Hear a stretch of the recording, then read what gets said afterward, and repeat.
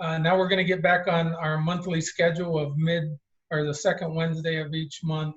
And if you've never attended one of these events, these are our monthly forums that bring together the geospatial community and talk about all things geospatial. So I've warned our guests that when we had these in person, they got a little raucous, and you know, we try to have fun with these. So if somebody comes out of left field, then just consider it's part of the way we operate in this environment. So we do try to have fun with these, but we also try to be informative and build our personal and professional network. But this month, we're fortunate enough to have to be able to discuss our public transit with two of the key leaders in the region. So first off, I'd like to introduce Kim Cella. Kim's the executive director of the nonprofit organization Citizens for Modern Transit. And I always looked at the CMT acronym, and I always thought it was Country Music Television. I don't know if you guys get a lot of their mail or not, but that's immediately what I go to. But their mission is to establish and expand an integrated, affordable, and convenient public transportation system in the St. Louis metropolitan area. So their work is to drive economic growth and improve quality of life in the region. So Kim, thanks again for joining us tonight, and it's a pleasure to have you with us tonight.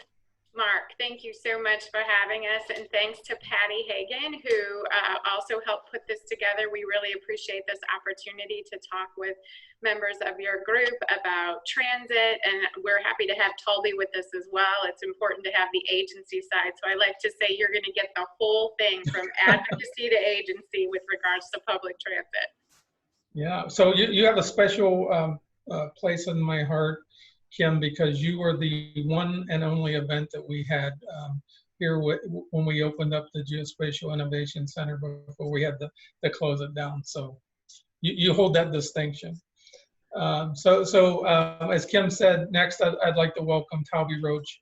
Taulby's the president and chief executive officer of Bi-State Development, whose mission is on improving lives in the Bi-State area by delivering innovative regional economic initiatives and public services through a number of enterprises: Metro Transit, Gateway Arch Riverfront, St. Louis Downtown Airport, St. Louis Regional Freightway, and Bi-State Development Research Institute. Taulby, thank you so much again for joining us. Of course, and thank you for having me. Always happy to talk about transit and regional assets. Okay, great. So just so you know how this forum goes, I usually tee up a few questions for each of you, and then we open it up to the audience for any questions. So with that, I'll go ahead and start with Kim. And so for those of we did a little brief introduction, but for those of our audience that aren't aware of Citizens for Modern Transit, tell us a little bit more about your organization.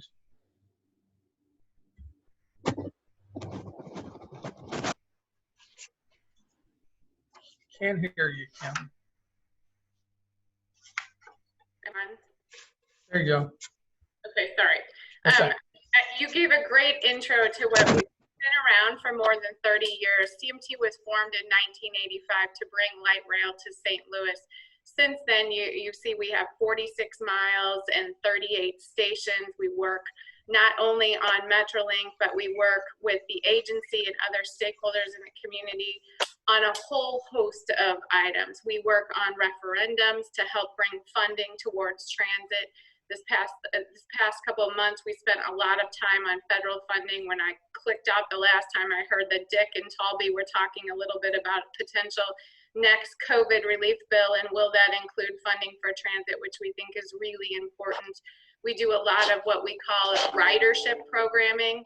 Right now, the transit agency is experiencing a significant reduction in ridership due to COVID, but also, there's been discussions over the last several years in the St. Louis region about safety and security on public transit. So we've done a lot in that space. We also we run the Missouri Public Transit Association, so we represent every transit provider in the state of Missouri. We do a lot of advocacy at the state level. While state funding has been abysmal for public transit in Missouri, there's a lot of other things that we are able to accomplish representing all the providers in Missouri.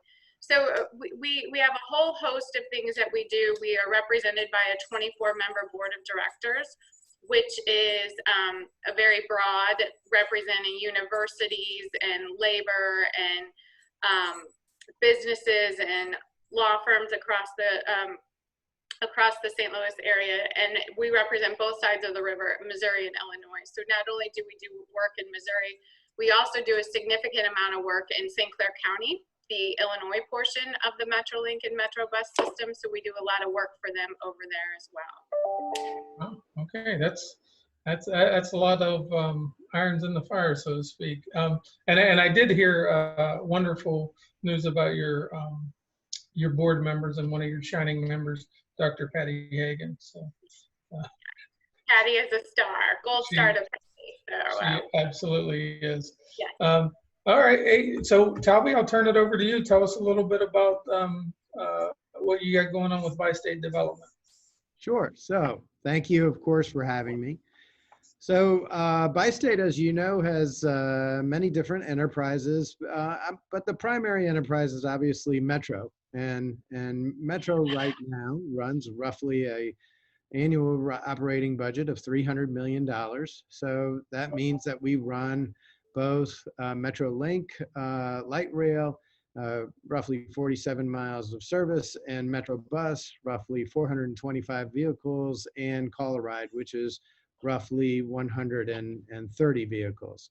So obviously a lot of rolling stock, a lot of presence across the metropolitan area. And what I'd like to say that we try to accomplish in transit across the St. Louis area is try to be the convener of solutions. The convener of solutions to what is the new version of St. Louis? What's the version of the greater St. Louis area in 5 years and in 10 years? And what we need to do is break out of those constraints that we've really put ourselves in, and think of how we can think of the region in a new and different and innovative way. And we hope to do that not only through transit, but also through our activities at the Freightway, through our activities of the Arch, and of course, with the downtown St. Louis Airport. We try to push all of those because really in the end, what is our end product? Our end product is really service and giving service to the region and hoping to make it economically stronger and more viable. Ah, great. It's that is a lot of activity as well. So thanks again for joining us and educating us on your organization. So I guess one of the things, of course, we've all been impacted by this COVID pandemic. Can you tell us a little bit about how it's impacted your organizations? And we'll start with Kim. Sure. I mean that what we would say is what COVID has shown us is that even while our economy was shut down, that transit is essential, and it continues to be essential in the St. Louis region. And I'm sure Taulby will talk about all the things that he's done during this COVID. But that is what we have found. That is what we've been talking about over the last almost 6 months, that while the economy may have shut down and while businesses are shut down, transit was essential for essential workers, frontline workers, to get to healthcare, to get to their other jobs that are necessary. So that is part of what we have been talking about for the last 6 months, Mark, not only in St. Louis, but across the state of Missouri with all of the providers, the importance that transit has served over this period. For us personally, we're a small nonprofit located in T-Rex, which is a great spot, but COVID has made us go virtual. So if all of a sudden everyone is an IT expert and technology has become more important than ever, as our events, our programming, things that we do have really taken a turn to more of a virtual platform than they ever have before. And I think it also, I don't know about the rest of the people on the call, but it makes you look at the way that you've been doing business and are there ways to change it? And I think this is an experiment in the making right now. Yeah, we're learning new stuff every day about how we can deliver meaningful programming and do that in a safe environment. Obviously, one of the things that really benefited us was to bring people together and develop those relationships that allow us all to be successful. But I think over time we've learned to manage that, and I would be lying to say that I can't wait till we get back to whatever the new normal is. But Taulby, what about you? Well, I wish I could talk maybe less about this subject than I have since March, but to be honest with you, since March, it has had a tremendous impact on our business. And some businesses have kind of waxed and waned, and I think some people are working a little bit less because of the impacts of COVID. That's the complete opposite as far as transit is concerned. In my agency specifically, I've had a lot of staff working 6 and 7 days a week really since March. Unfortunately, the pandemic has hit us, and it's hit us hard. I have 2,200 employees. Roughly 1,600 of them really can be categorized as operators. And we track very regularly what is the effect of COVID on our employees. Because remember, our employees are indeed, especially our operators, frontline employees who are out there delivering service and have been even since the start of the pandemic. Unfortunately, that's meant that we track this daily, and as of today, we have had 82 positives in our workforce. And so what that has meant is that in the breach, we have to do every measure possible that we can to protect both our employees and the public. And we've done those things here at Metro Transit. We've done, for instance, we've had 100% temperature screening and healthcare screening for all of our employees since March the 23rd. We've added polycarbonate barriers, all kinds of CDC recommended cleaning for all of our rolling stocks and buses and trains. We've changed our schedules to accommodate that, but also kind of in the difficulty in the breach of COVID, there have been those really kind of interesting insights.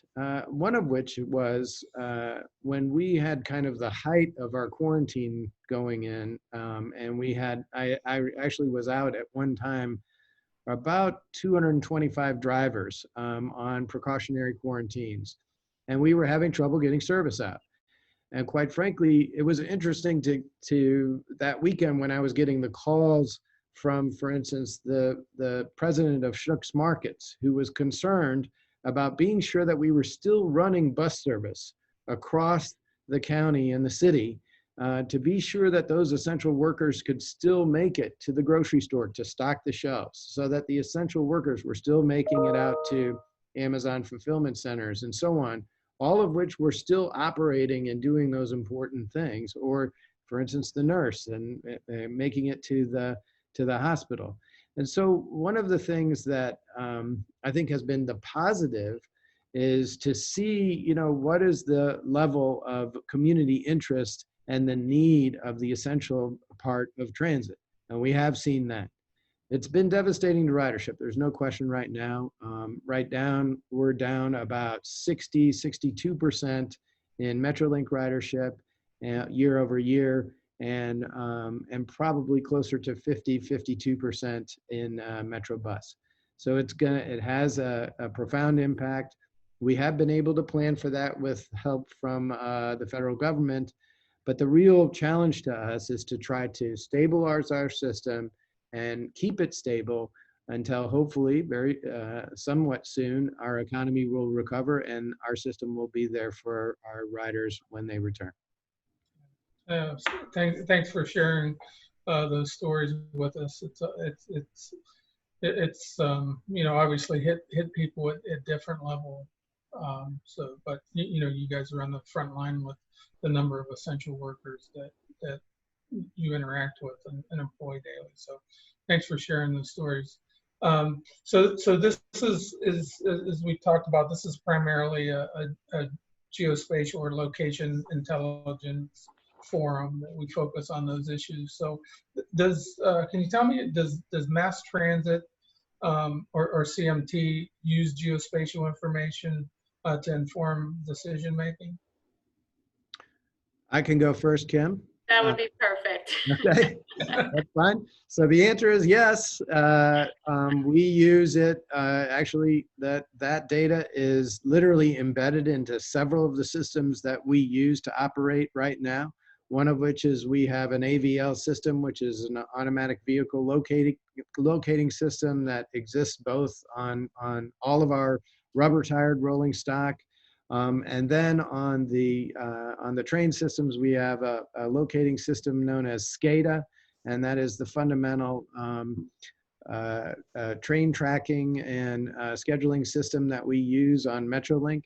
And then we also use geospatial data in some of the asset management systems that we have in place. Right now, through the federal government, we have a transit asset management or TAMS system that we use to track all of our assets.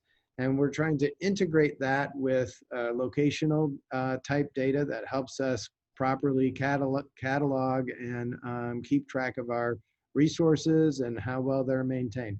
I'm by far no expert, but I know that these have become really very valuable arrows in our quiver on how to run as efficiently as possible and to try to really get key insights to how we are operating our system at its absolute highest efficiency.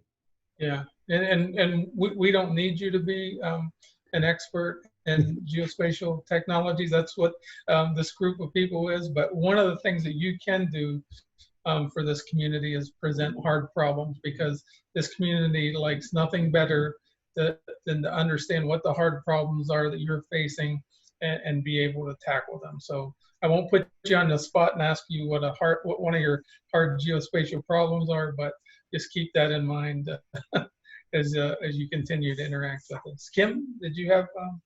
Oh, so Mark brought this up when we were discussing this event, and I was like, oh, Mark, we're a small, tiny nonprofit, 3-person staff. We don't run the trains. We don't plan for the trains. We don't plan with the bus routes.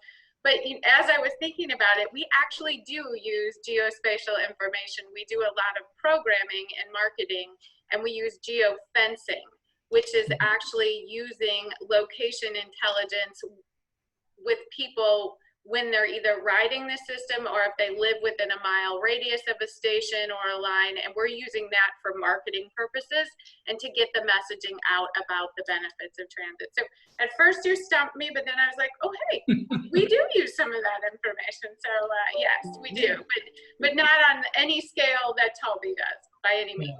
Well, that's the interesting thing about geospatial information. A lot of people don't know that they're using it, but the fact of the matter is almost every bit of data that's collected is tied to an address, a zip code, or coordinate. So this is also part of these forums to educate people along geospatial domains. So so with that, since you use it, I mean, do either of you have geospatial staff within your organization, or do you kind of contract that out? So for instance, I've seen on your websites a number of route maps. Is that something that is you do in-house, or is that something that you leverage other assets for?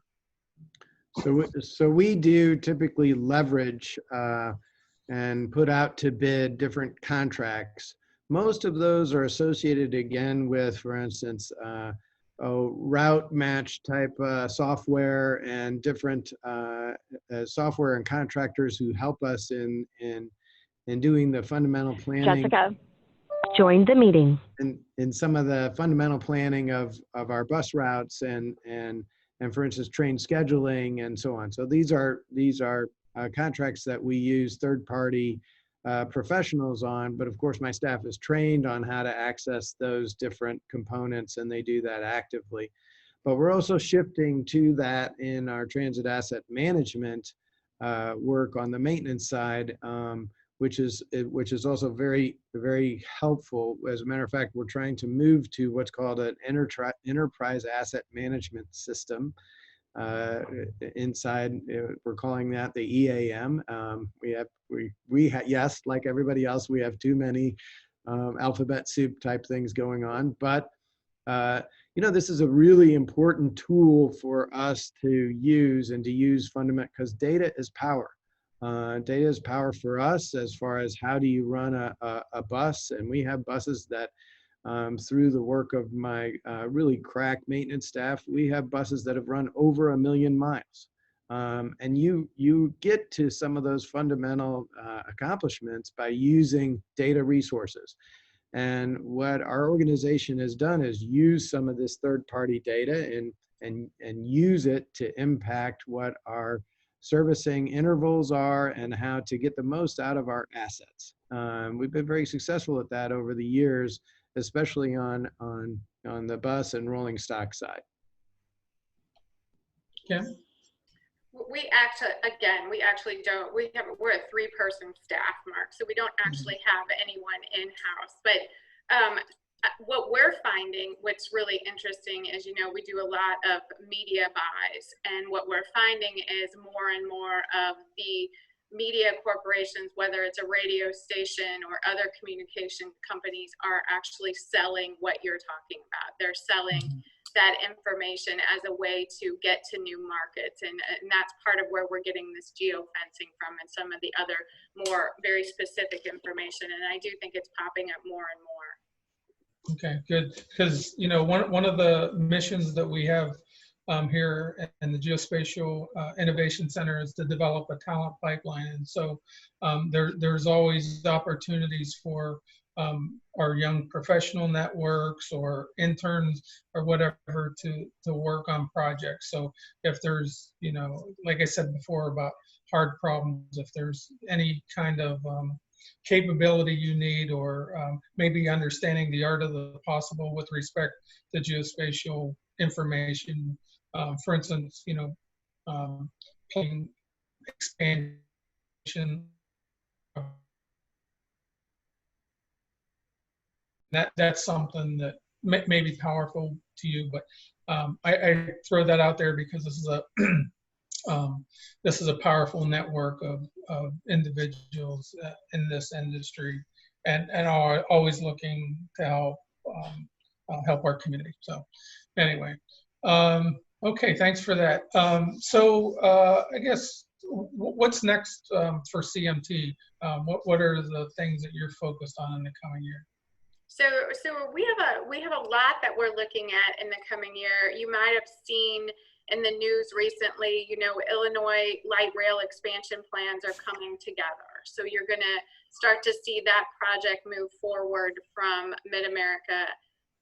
from Shiloh Scott to Mid-America Airport. That will be the final leg in Illinois right now. You're also going to see a new study coming out for the north side, south side corridor. Right before this call, I was told that an RFP was just released today for a new study in that area that looks at the information that came out about 1.5 years ago on north side, south side, and potentially we'll look at light rail and other technologies in that corridor. So those are some of the big picture items. For CMT, we're going to be continuing to work on workforce development opportunities. How do we remove that transportation barrier for workforce development and job access? We've just penned a couple partnerships with Mission St. Louis and Cyber Up, which is in T-Rex, and we're really happy about the opportunities there for their training.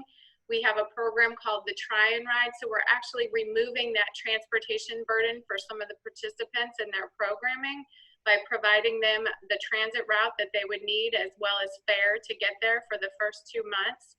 So we'll be doing some of that. And we've also dipped our toe into what we like to call permanent placemaking. So if anyone is familiar with Maplewood, we just redid a bus stop in the city of Maplewood at the corner of Manchester and Marshall, taking it from something that really didn't do a lot for the streetscape or for riders or for the community to something that's really vibrant and active. It was a partnership between AARP, CMT, the City of Maplewood, and also Citizens National Bank in Kaboom. And so what it's done is really revitalized that street corner.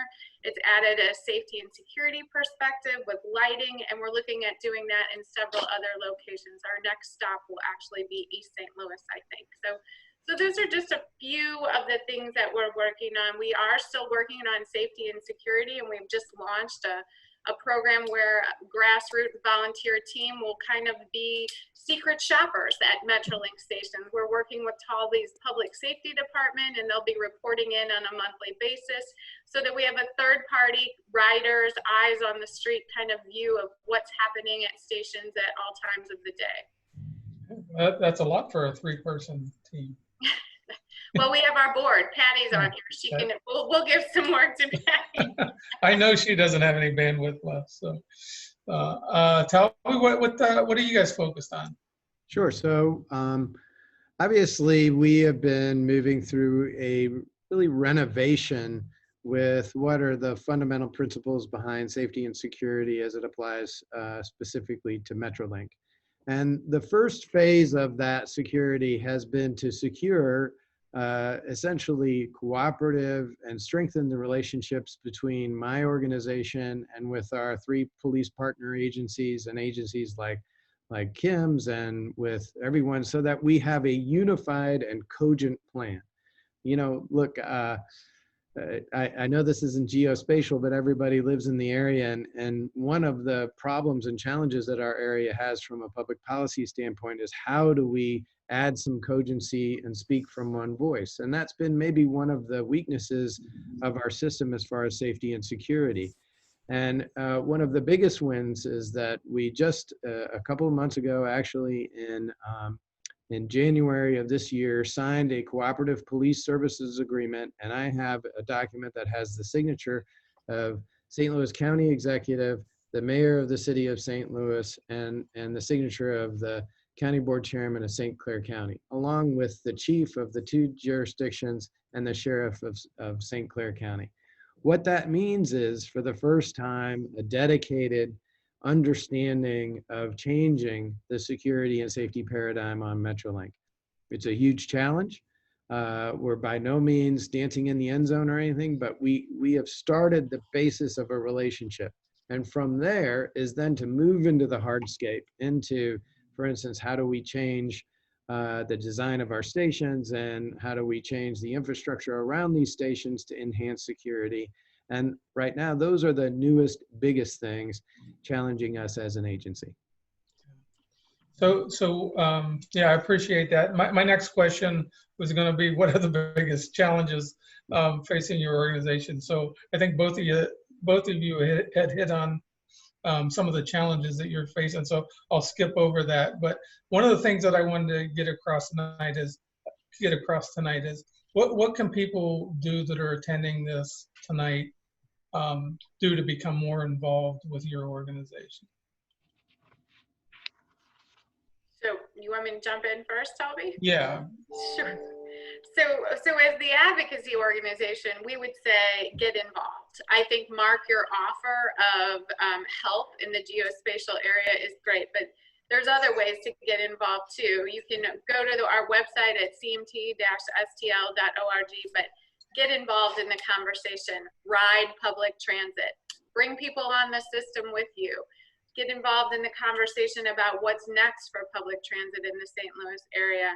There's a bunch about our programming on our website. If you've never given it a try, give it a try. If you ride transit, consider becoming a monitor as a part of our new Metro Monitor program, and help us address the safety and security conversation around public transit as well. Okay. And I would add one more item, because I totally forgot about this, but now that we're in the middle of this conversation about funding for public transit, it's really, really important to reach out to your congressional delegation right now about the importance of including public transit funding. Yeah, thanks. Taulby? Well, I mean, I can't resist the urge, but so for instance, this is the convening of a community, of a Geosaurus community, right? And there becomes strength in the convening of communities and of joint interest. And really, that's what I need. I'd like to think of transit as a community. For instance, there's all people of all different socioeconomic backgrounds, all of whom ride transit together.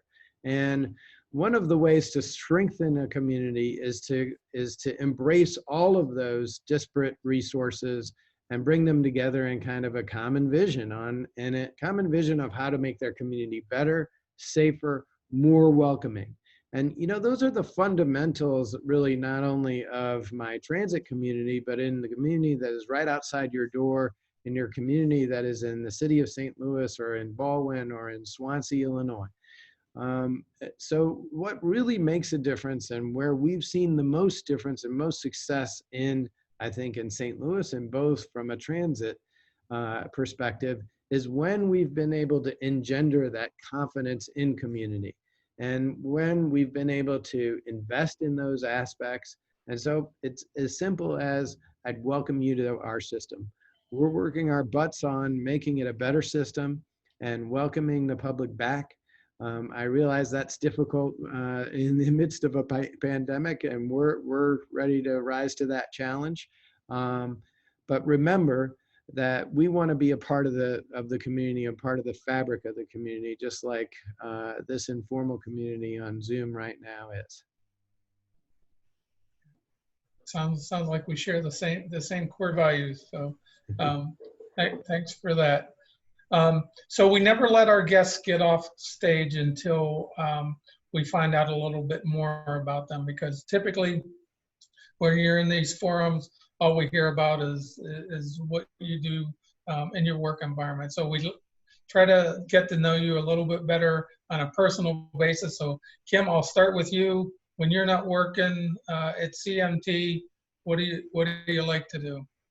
Well, right now I'm locked in my house with my two children, a 16-year-old and a 12-year-old. I'm sure I'll be adding homeschooling to my list by next week, so that'll be another challenge. In my off time, I like to run, and on a good year, I like to travel. So those are just a few little background. But right now, I'm in COVID quarantine most days. Welcome to the club. Right. And I don't think you'll be traveling anytime soon. But Taulby, tell us a little bit about yourself. Sure. So, well, like as my lights go out, let's see. I'm an avid cyclist. I'd like to get out on. I'd like to road bike. I'm one of those weirdos in strange outfits who ride around, though slower than most. But most importantly, although I've had to cancel several vacations like everybody else, hopefully on Friday I'm going to be leaving for the beach and meeting my grandson down there. And my job at that time will be building sandcastles. One a day is what I'm hoping for. And to be honest with you, it's those simple things and the joy of a grandson that lets you do those things and helps remind you that although transit is what I do for a living, it's not who I am. Who I am is a grandpa, and I sure love doing that, and I like getting out and enjoying the outdoors. Good. I can relate to that as well. So just having my second grandson, so it's exciting and certainly fun. And I'm going to put up a challenge when you can both. When Steve Gillette can get back out here from one of our tenants from Reinventing Geospatial. I know he's an avid cyclist, and so maybe we'll start a little wager. So anyway, so this is the time when we get to turn it loose to Dick and James and the rest of the crew listening so patiently on Zoom. So if you have a question for Taulby or Kim, fire away.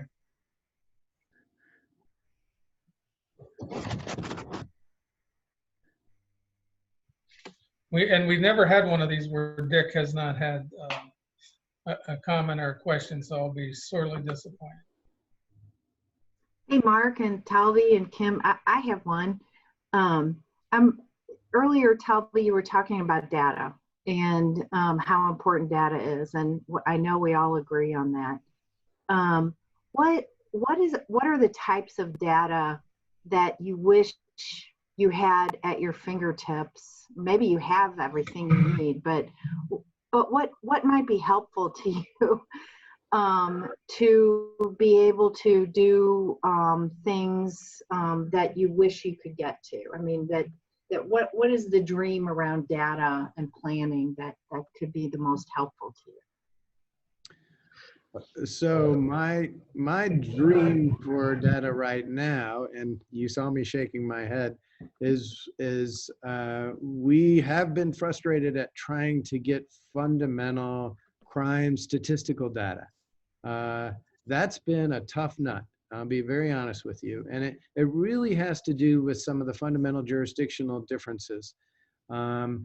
You know, one of the frustrations, and I talked to my staff about, is that we have to, unfortunately, sometimes operate over what we call the Mississippi Ocean.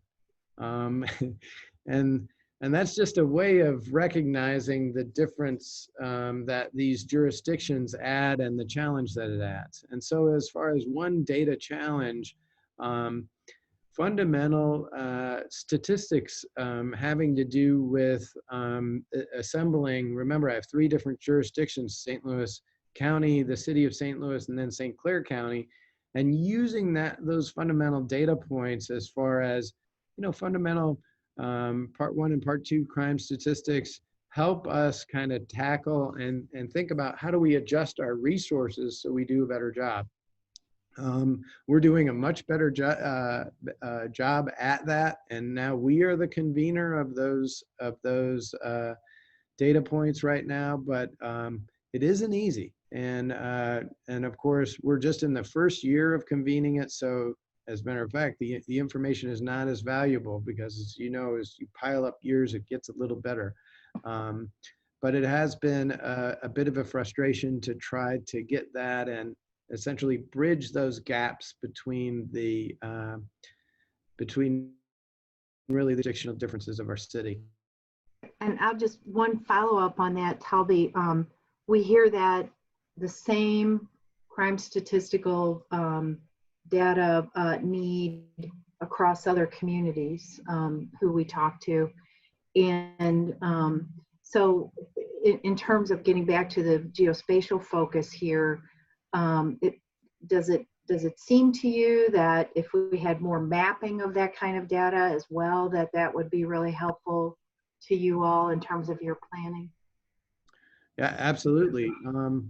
You know, I'll use as an example a friend and well, long-time since high school friend of mine is Dan Isom, who was, as you know, the chief of the city.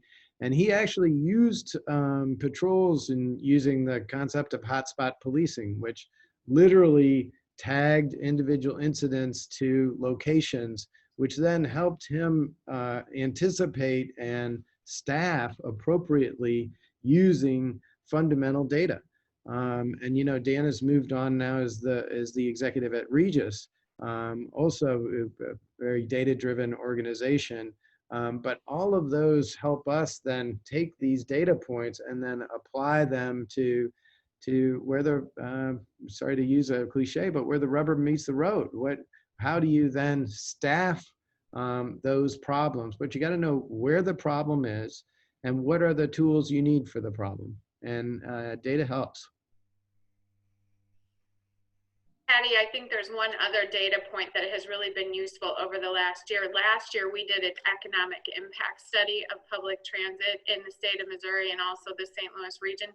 Those numbers had never been researched before for the local level, and that was really important. That data has gone a long way when we have conversations with the business sector, large corporations, as well as the elected officials. And those are numbers we're now hearing come out of their mouths. Those are numbers that need to be updated on an annual basis. Now, obviously, this year is going to be a different story than 2019 when we saw 3.67 billion in economic output from the transit industry in the state of Missouri, and more than 2 billion just in the St. Louis region. But that's the type of data that we've used as an advocacy organization that we would continue to like to see. It's been very helpful when you talk about the benefits of transit well beyond just that ride from point A to point B, that people can really understand and wrap their arms around. Okay. Any other questions? Yes, me. This is Bobby. Hey, Bobby. A question on your planning of the continuation of the Metrolink, like you did the north-south lines. I was wondering if you consider extending those lines, the south line like to 270, and then you make a loop around 270 back to 70. And that would allow, it would be a continuous loop of the train around the city. Would actually allow more efficiency for riders, that they would have to go all the way to one point to double back to another point. And if that's being considered with the continuous loop, and then you have a red line and a blue line that connect in the middle. Mm-hmm. Is that feasible? Is that in the plans, or have we considered that? So obviously look, I run a transit agency, so I'm for more transit. More Metrolink would be great. I will say that the planning, however, of those individual routes is through an exhaustive process that does, that's not necessarily in my hands. It has to do with partnerships with obviously East-West Gateway Coordinating Council, which is known as our local MPO, our Metropolitan Planning Organization. Very professional group of folks, and of course with our funding partners, as Kim mentioned, the city of St. Louis wanted to drill down and look at some of the routing associated with what's called north side, south side, to try to see what kind of corridors they can access. So in general, the answer is yes. Are those issues being looked at? The issues in general are specific routes are analyzed through a whole variety of different criteria. Most of them are federally based. I will say that transit works better the more dense the environment is. So density really helps. One of the issues with some of those corridors that you mentioned, especially is going out to 270s, you may note the density falls precipitously. And therefore the system is not as efficient when the densities are not in a characteristic that drives ridership. But of course, there's other factors that get in, one of which is state funding, one of which is what are the traffic loads. And when, let's say we do an analysis of what are possible routes, there is always an environmental impact statement that is done, and of course an exhaustive, what's called an alternatives analysis, and that uses a good deal of geospatial data having to do with populations and density, and what are the different routes and where they see the most impact. It is not an exact science, of course it is a guesstimate, but we've been pretty good in honing that over the years. And as a matter of fact, most of the ridership projections for Metrolink have actually been exceeded.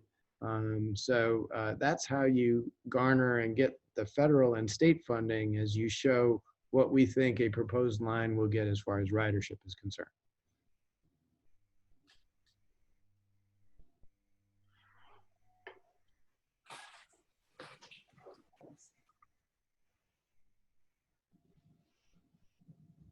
Mark? Yes, sir.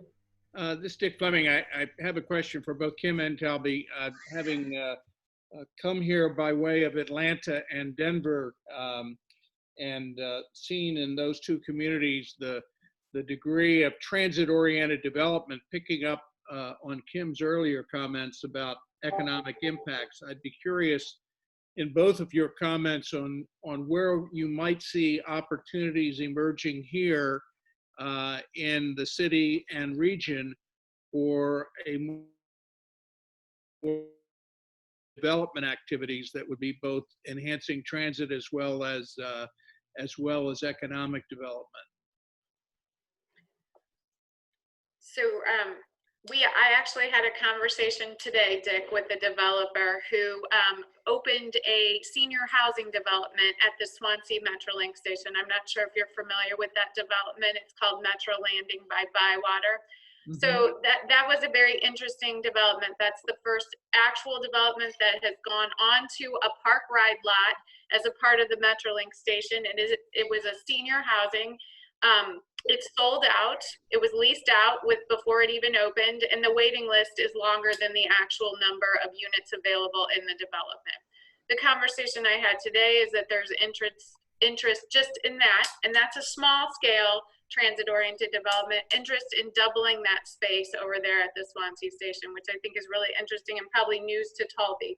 But I would say over the last couple of years, from the transit advocacy perspective, we're seeing a lot more interest on the part of developers to do true mixed use transit oriented development. The other opportunity that we're seeing right now is the Forest Park Station, and I'm sure Taulby will touch on that, but the Pearl development there is going to be such an asset, not only to that area, but also to the transit system, to really feed ridership to the system with either the residents there or visitors to the site, which is it's a mixed use site. So it'll have both residential and commercial, and that whole strip there north of the park ride lot will also be a part of that. So I think that there's been exciting things actually happening in that, and it would be remiss if you didn't talk about Cortex. You know, that's one of the shining projects of CMT, is that we actually had a chance to lead that feasibility study that laid the groundwork for the Cortex station.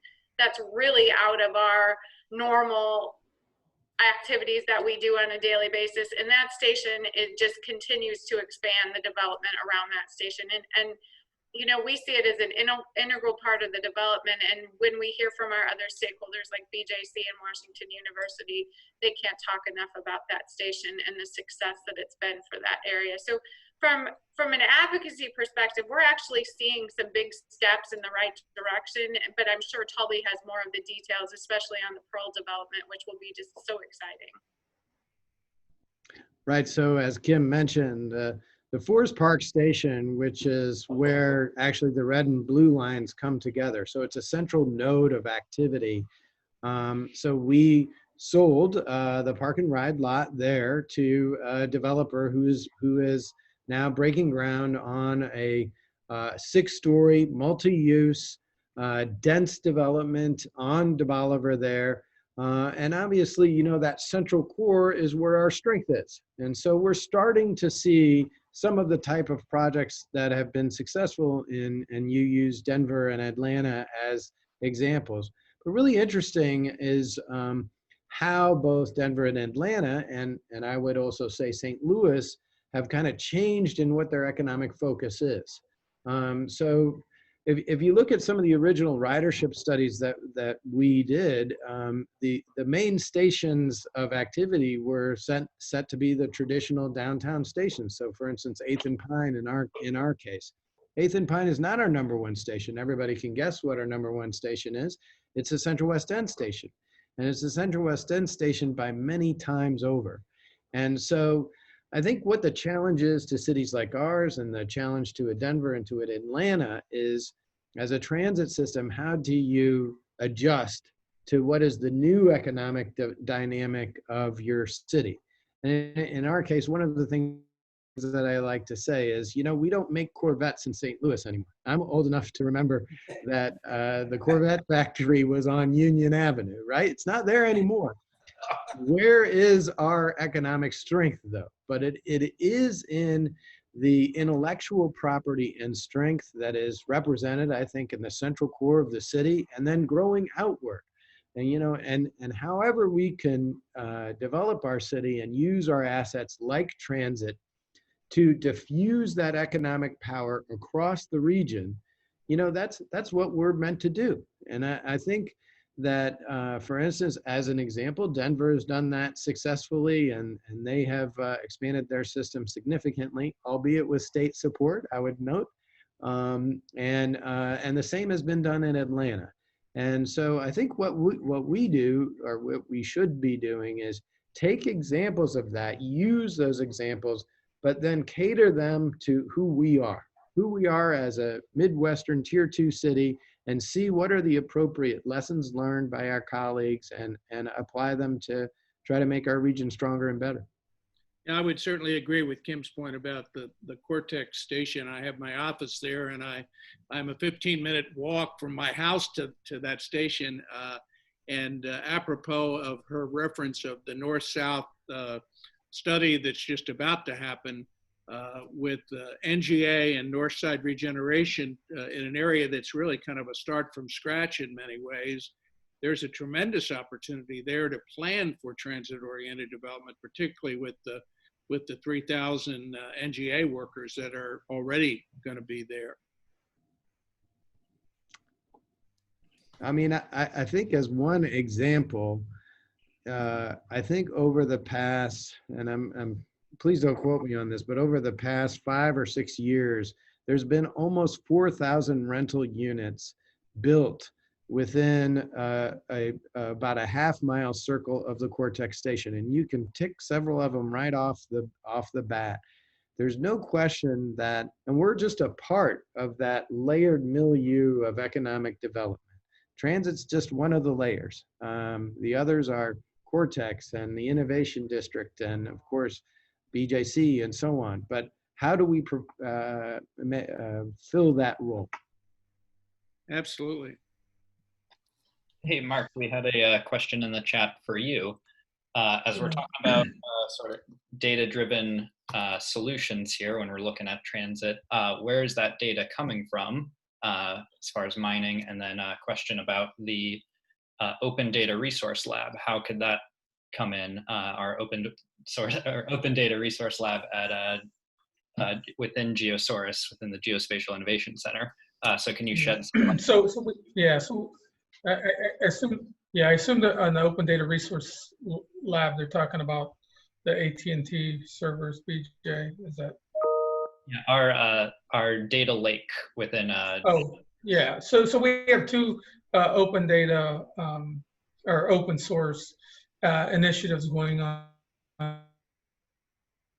Center. The first one is to create a data lake. So what we talked about in previous discussions, our purpose here is to grow early stage startups and graduate those into the community to drive economic vitality for the region.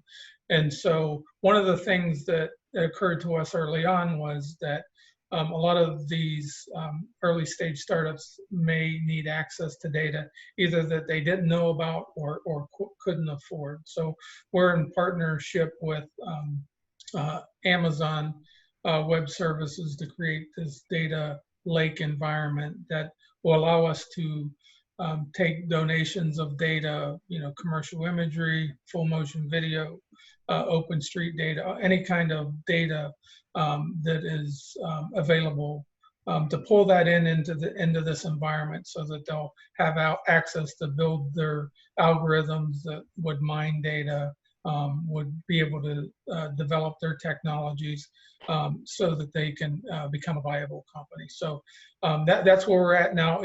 We're not at initial operating capability of that yet, but that's going to be something that we're going to be working on over the next year with our partners Uncommon and AWS. So very exciting initiative, and we're looking forward to finding the right data that's meaningful for our developers. So we can have follow-up conversations on that as that evolves over time. But I know we're at the 3-minute warning, and so I'm going to cut off the questions. But I did want to take the time to thank Kim and Taulby for spending your evening with us. I know everybody has a fair amount of Zoom fatigue these days, but this is important to us, and we hope it's important to you. And we really enjoyed having you and you sharing your knowledges and challenges about your organization. So with that, Taulby, please, we'd like to see some pictures of the sandcastles and see how that goes. And I hope you have fun with your grandson. And Kim, best of luck with the teenagers and the homeschooling. We'll be praying for you. Thank you. Thanks so much. Thank you for having us today as well. Absolutely. Okay. And I'm in on the Geosaurus Peloton. I know that was. All right. I'm still waiting for Steve Gillette to weigh in to see whether he'll accept the challenge or not. So anyway, okay, everyone, thank you again, and we'll get out our schedule for mid-September, and we look forward to seeing you all then. Be safe.